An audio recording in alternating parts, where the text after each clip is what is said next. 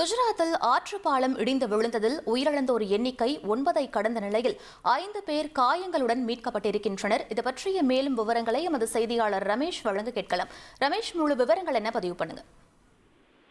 குஜராத்தில் வதோதரா பகுதியில் இருக்கக்கூடிய மகிசாகர் ஆற்றின் மீது கட்டப்பட்ட கம்பீரா பாலம் இன்று காலை திடீரென இடிந்து விழுந்தது. இந்த பாலம் மிகவும் பழமையான பாலம் என்பதால் இது இடிந்து விழுந்தது. அப்போது பாலத்தின் மீது பயணம் செய்த பல வாகனங்கள் நீரில் மூழ்கின. இந்த விபத்தில் இன்று காலை 3 பேர் பலியானதாக தகவல் வெளியான நிலையில் தற்போது உயிரிழப்பு 9ஆக அதிகரித்திருக்கிறது. மேலும் இந்த விபத்தில் 6 பேர் காயமடைந்திருப்பதாகவும் தற்போது தெரிவிக்கப்பட்டிருக்கிறது.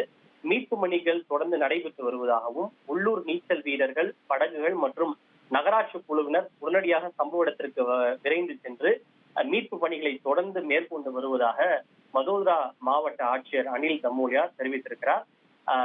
இந்த பாலம் இடிந்து விழுந்ததற்கு மாநில பாஜக அரசினுடைய நிர்வாக தோல்வியே காரணம் என தற்போது அம்மாநில காங்கிரஸ் கட்சியும் தன்னுடைய விமர்சனத்தை முன்வைத்திருக்கிறது.